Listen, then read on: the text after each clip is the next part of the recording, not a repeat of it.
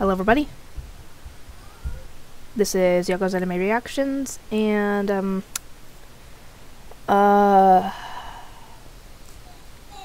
was obviously going to wait before doing this show, because, you know, like I said in the video, when I was talking about my future plans for the channel, that I was going to do the show once I finished uploading for a couple shows, got caught up on a show, and got halfway through another show.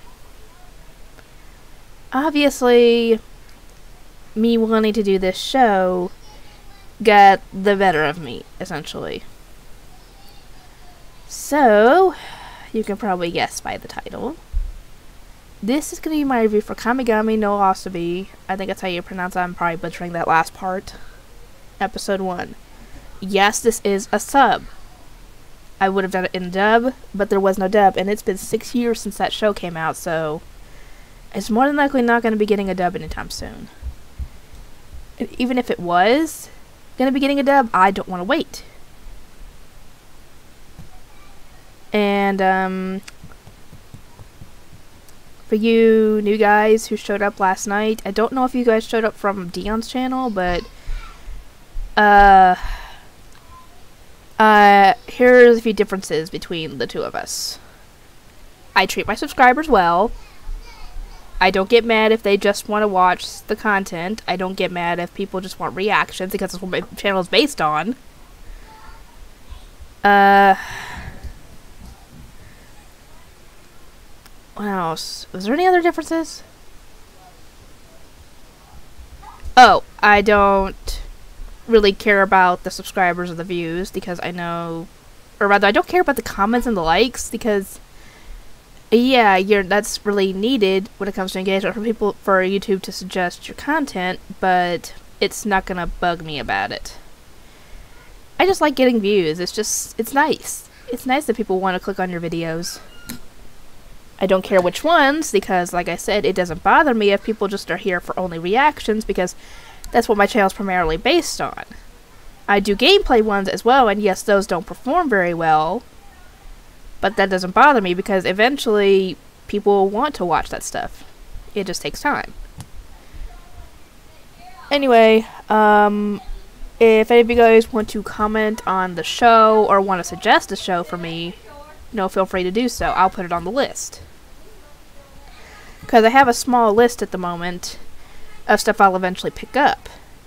Now, obviously, there's a ton more shows out there that I could put on the list, but I just haven't thought of them, essentially.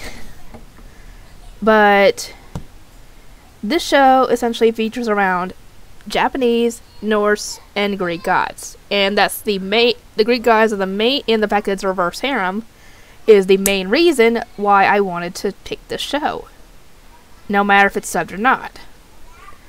I am a big sucker for Greek mythology.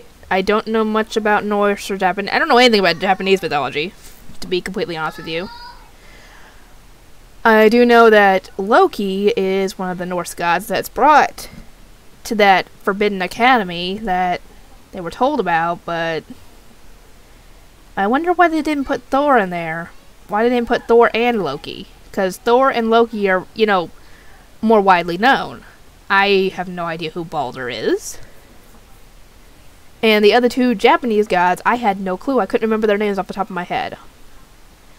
But they have Hades and they have Apollo in there. I kind of wonder why they put Hades in there, though, because isn't it at this point that he's married to Persephone? Or are they taking that away, and this is before he met Persephone? Or are they just cutting it out altogether that he doesn't know Persephone? I'd like to actually know more about that, but yeah, why they put Hades in there, I still don't know why, because why couldn't they put one of the other Greek gods in there, like, if you're going to guys, what about Hermes? What about Eros if you're taking out the whole married thing? Because Eros, technically in Greek mythology, is married to Psyche. Psyche, however you pronounce her name. But if you're taking out the fact that they're married and cutting that out and retconning it, then they could put him in there too. Oh, then again, if they're supposed to be learning about love, actually that would still work because Eros is obviously known as, you know, Cupid. And it'd be good for him to actually learn about how he experiences love, and because he gives everybody else love, but he can't really, you know, experience his own. But yeah, I am curious as to how this is gonna go. But I think Apollo already went and kissed the main hero, the heroine, and all this, Yui. That's what it looked like it was going, but I don't know if he got the chance to before she got whisked away by Zeus. And yeah, I'm kind of glad that they didn't put in the fact that he's a womanizer in this one, because yeah, we don't need anything happening to poor Yui, who is just a victim of circumstance. She didn't ask to be brought there. She didn't know that the gods were going to be there. She didn't know Zeus was going to be there, because I'm sure if she knew any of that, she would have possibly taken precautions, because Zeus is infamous for seducing mortal women and getting them pregnant. And it's also infamous that Hera is a jealous wife, which I do not blame her in the slightest, who takes her wrath out on the poor mortals that Zeus seduces. Which is not the fault of the mortals. They had no choice in the matter sometimes. But yeah, I'm glad they didn't put that in the show as far as I know. Actually, they might end up putting that in there and it just hasn't encountered it yet. I hope they didn't though, because like I said, poor Yui doesn't deserve that. And I'm sure that the other gods would not be too thrilled on that. Anyway, yeah, I'm not actually going to go over the episode in this video because I'm just going to talk about what I think about the show, because I would love to see an anime based on the Greek gods. Even if it's just, you know, telling off their adventures or telling more obscure adventures that they had that, you know, aren't as well known, or animating some of their best adventures, like Hercules and his 12 trials, for example. That could be a good few episodes. Or Jason and his quest for the Golden Fleece. That'd be a good one. I'd love to see an anime like that.